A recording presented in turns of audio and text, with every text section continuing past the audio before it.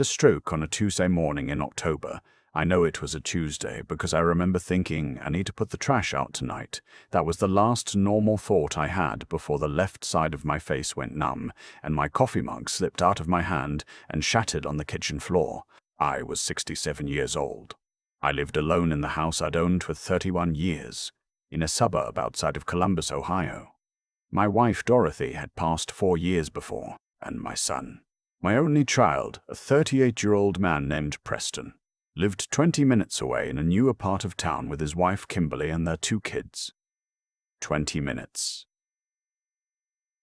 That's how far away he was. I'm telling you that detail because it matters later. I've spent most of my life being what people around here would call a steady man. Worked 32 years as a civil engineer for the county.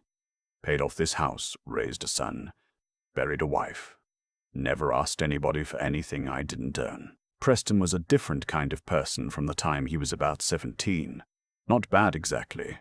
That's what I always told myself. Just soft in a way I couldn't figure out how to fix. He had a talent for appearing at the exact moment there was something to gain and disappearing when there was work to be done. When Dorothy got sick, I handled most of her care myself. Preston came by on Sundays sometimes. Brought flowers once. I noticed he never stayed long enough to help with the hard parts. The medications, the appointments, the nights when she couldn't sleep, and I'd sit beside her bed until 3 in the morning. He was busy, he said. Kimberly's schedule was complicated. The kids had activities. I let it go. People grieve differently. I told myself that too. After Dorothy died, Preston started coming around more often, which I was glad for at first. Then I realized the visits almost always involved money. Could I help with their down payment on a new SUV? Could I lend him something to cover a gap between jobs? He'd changed careers twice in 3 years. Could I co-sign something? Could I just wire something over to cover a surprise expense? He'd explain later. I said yes, more than I should have. That's the honest truth, and I own it. I was lonely, and saying yes kept him coming around, and I told myself that's what fathers do. Over about 4 years, I gave or lent him somewhere close to $60,000. Not all at once, here and there, in amounts that felt manageable each time, until one day I sat down and added it up and had to get a glass of water and sit very still for a while. I never saw any of it come back, the last time I brought it up. Gently, I thought. Preston looked at me across my own kitchen table and said, "Dad, you have plenty. You're not exactly struggling."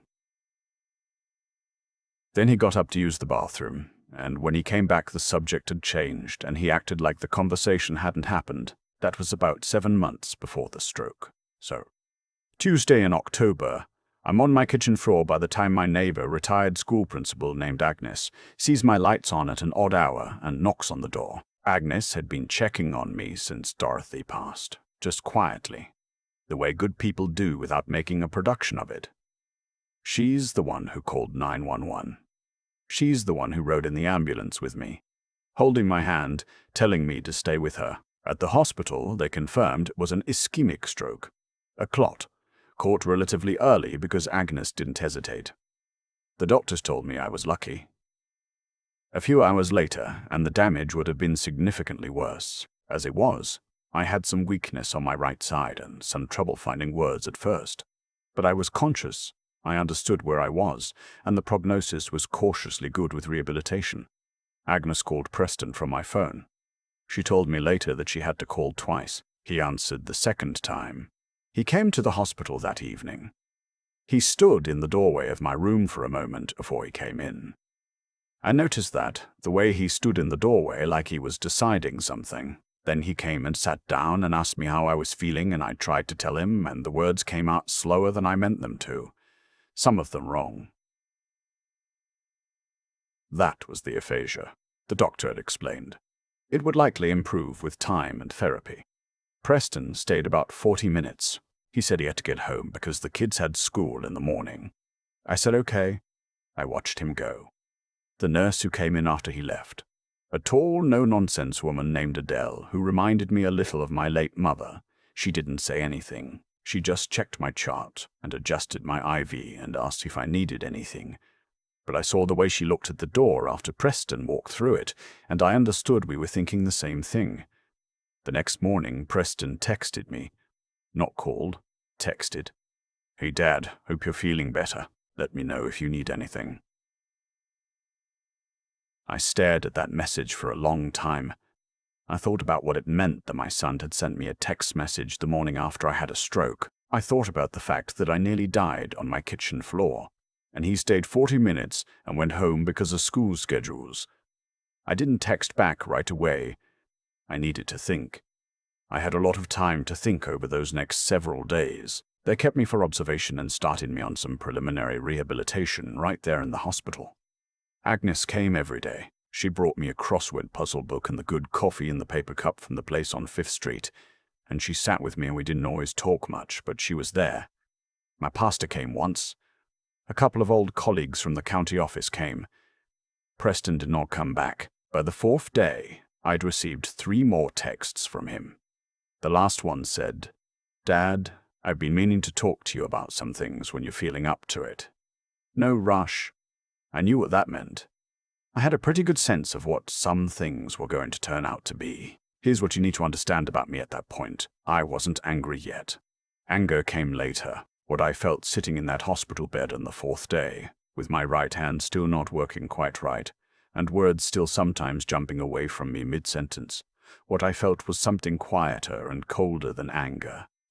It was clarity. I had been telling myself a story about my son for years, that he was just going through a rough patch, that he'd come around, that underneath the entitlement and the borrowing and the disappearing, he loved me, and when it really mattered, he'd show up. He hadn't shown up, and I thought, what happens next time? What happens if the next stroke is worse? What happens if I can't speak for myself, can't make decisions, and the person with access to my life is Preston? I knew the answer, and it frightened me more than the stroke had. I asked Adele if there was a notary who could come to my room. She raised an eyebrow just slightly and said she'd find out. She found out. I also asked her for the name of an elder law attorney. She wrote one down on a notepad without asking why. I liked her for that. I made 3 phone calls from my hospital room over the next 2 days.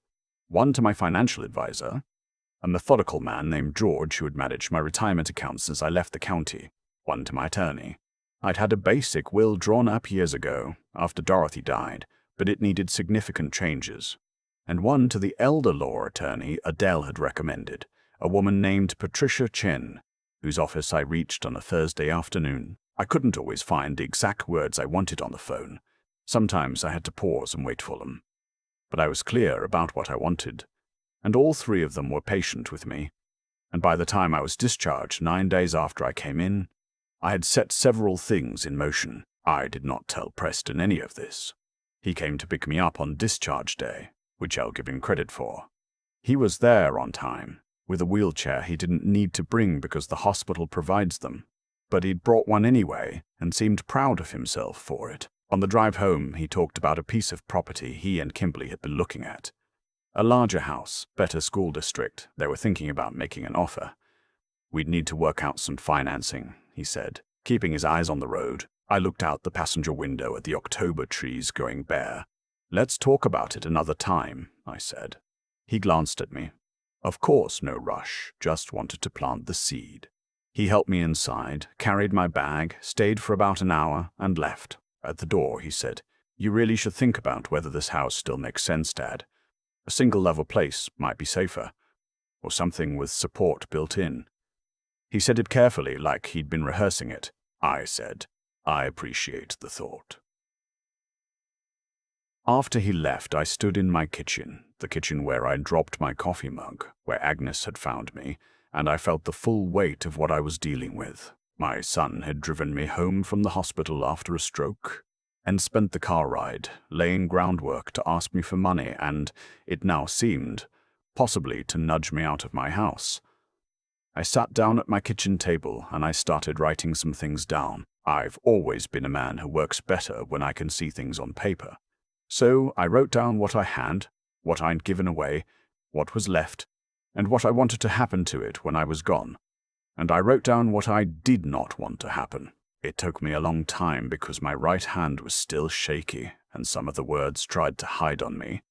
But I finished. The following weeks were full. Rehabilitation, 3 times a week. Speech therapy and occupational therapy and some physical therapy for the right side. I improved steadily, which the therapist said was a good sign and which I privately found enormous satisfaction in. My speech came back almost completely within 6 weeks. My hand got better. I started driving again by Thanksgiving. In the meantime, I had several meetings, some by phone, some in person, with George and with my attorney and with Patricia Chen.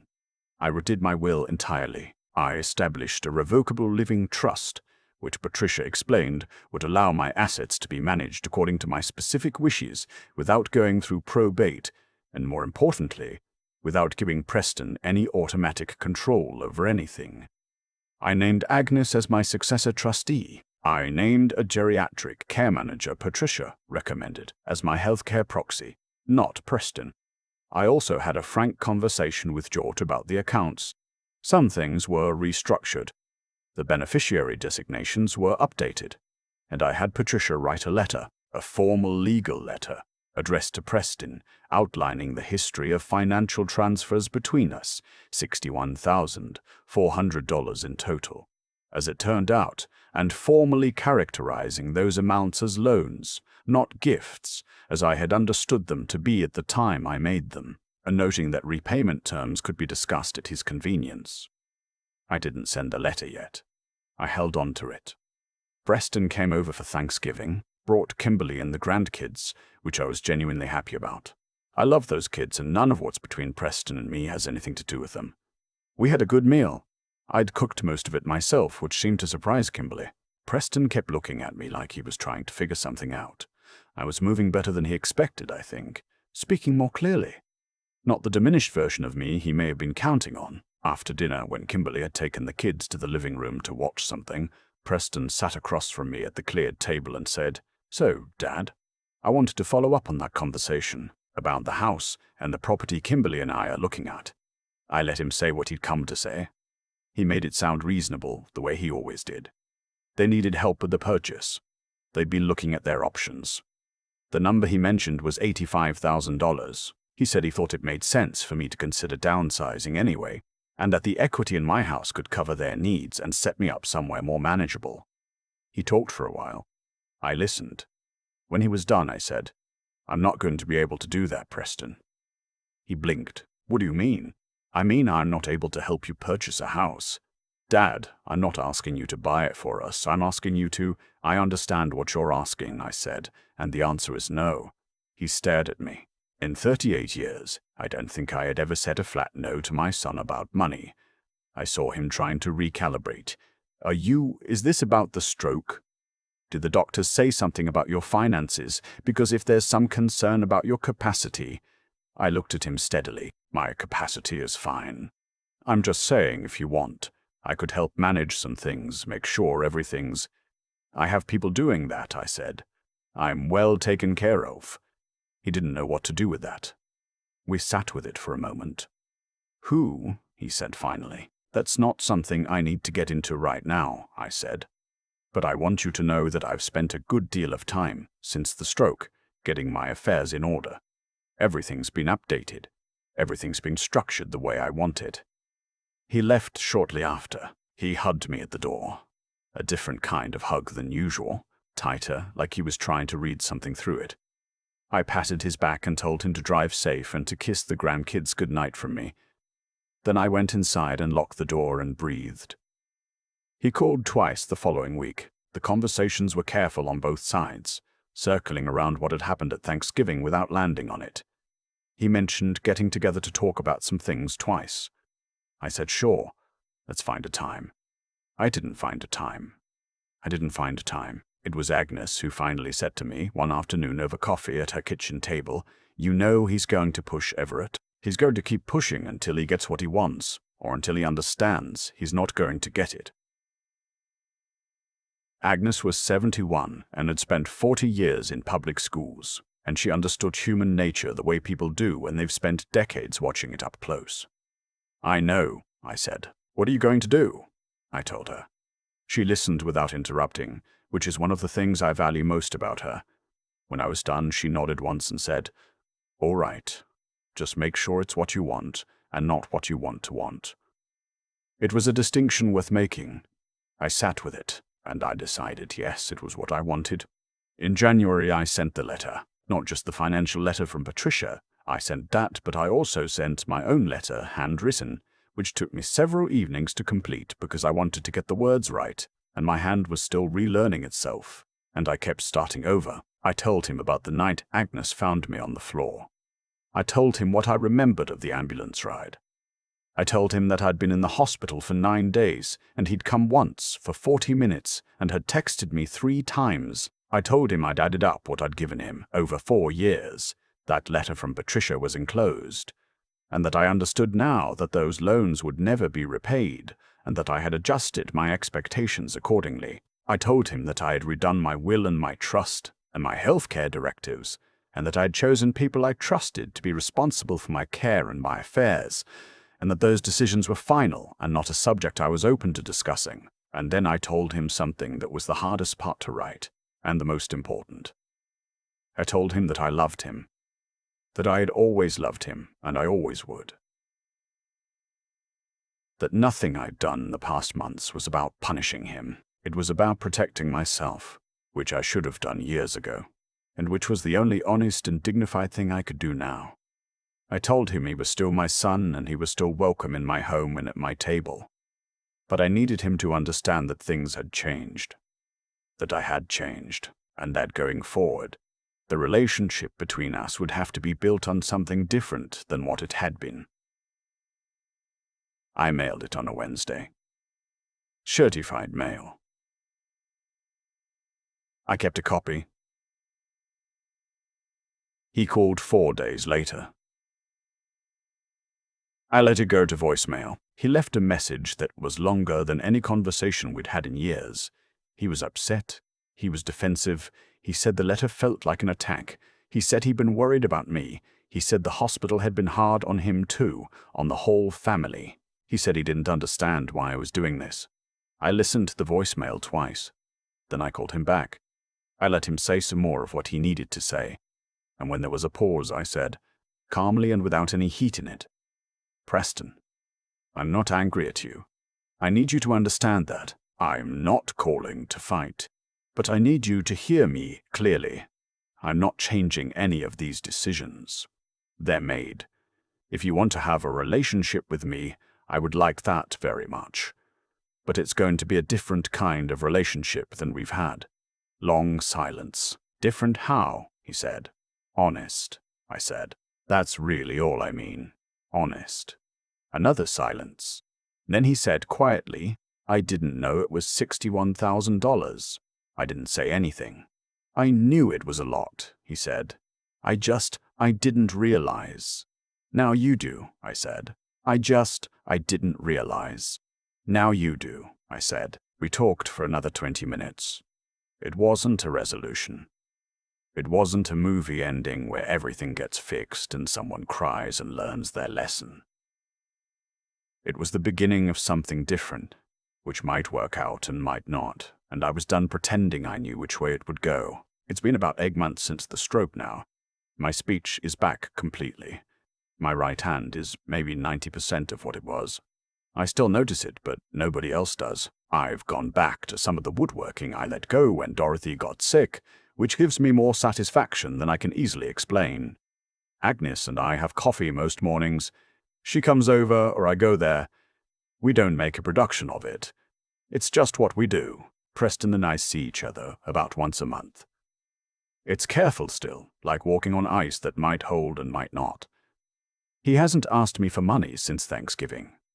He hasn't pushed about the house. He came over in March to help me move some things out of the garage, just because I mentioned it needed doing. And he stayed most of the afternoon and we ate sandwiches standing at the kitchen counter and talked about baseball and his kids and a project he'd taken on at work. It was the best few hours we'd had together in years, maybe, and neither of us mentioned the letters or the hospital or any of it. I don't know what he'll do when I'm gone. I've made sure it doesn't matter. The trust is structured, the directives are clear. Agnes knows what to do. Patricia knows what to do. Everything is in order. That's a different kind of peace than I expected, but it's real. I think about the morning of the stroke sometimes, the coffee mug shattering, the way I knew something was wrong before I fully understood what it was. I think about how close the whole thing came to going a completely different way. Agnes not noticing. The time lost. The damage done. And I think about what I did with those 9 days in the hospital when I had nothing but time and a lot of hard clarity. Some men would have spent those days feeling sorry for themselves. I don't say that critically. I understand it, but I had spent enough years being soft in the places I should have been firm, and something about lying in that bed, right side not working, words playing hide and seek, something about that made a kind of anger and a kind of grief rise up together and clarify into something I could use. I used it. I'm still using it. My name is Everett Marsh. I'm 67 years old. I live alone in my house in Columbus, Ohio. And last October I had a stroke, and my son didn't come back to the hospital. And I made sure that when he finally did come, for the money and for the house, there was nothing there for him to take. What was waiting for him instead was a man who had finally decided he was done being managed. I'd been that man my whole life, actually. It just took a Tuesday morning in October for me to remember it. I've been sitting with this story for a while now, trying to figure out what it actually means. Not the dramatic version, not the part where I slid the letter across the table, or where Preston went quiet in a way I'd never heard from him before. The part underneath all of that, the part that's harder to name. It's where I keep coming back to. I spent years making excuses that were really just a form of cowardice dressed up as love. Every time I said yes when I should have said no, I told myself I was being a good father. Generous. Patient. But patience without honesty isn't a virtue. It's just delayed damage. And the damage doesn't disappear because you were kind while it was building. It just waits. Preston didn't become who he was in a vacuum. I'm not letting him off the hook. He's a grown man, and his choices are his own, but I had a hand in it. Every time I handed over money without consequence, I was teaching him something. I was teaching him that there was no flaw, no limit, no moment where I would finally hold the line. And people, children especially, even adult children, they will walk as far as the floor allows. That's not cynicism. That's just how it works. What the stroke did, the thing I'm actually grateful for, even though I'd never have chosen it, was force me to stop. You can't bargain with a stroke. You can't smooth it over or defer it. It puts you flat on your back, and it doesn't care about your feelings or your plans or the stories you've been telling yourself. And in that stillness, with my right hand not working right and my words playing games with me, I had nothing to do but be honest. Honest about what I had. Honest about what I'd given away. Honest about what I wanted the rest of my life to look like and who I trusted to be part of it. Agnes was there every day. Adele came in and did her job and didn't make me feel small for being in that bed. 2 women who owed me nothing showed me more basic human decency than my own son did in 9 days. That's not a small thing to sit with. It asks you a question you can't unask. What does it mean when the people who love you best are the ones with no obligation to? The answer I came to is this. Real care isn't about blood or paperwork. It's about showing up. It's about being there for the hard parts, not just the parts where there's something to gain. And when you finally see clearly who shows up and who doesn't, you owe it to yourself to act on what you saw, not out of anger, out of intelligence. I restructured everything because I was finally thinking clearly. Not because I stopped loving my son. I don't. But because love without wisdom is just sentiment. And sentiment doesn't protect you when you're 67 and your right hand won't cooperate and your words are hiding. Wisdom is knowing the difference between what you hope is true and what you can see with your own eyes. Courage is what it takes to act on what you see. I'm still practicing both.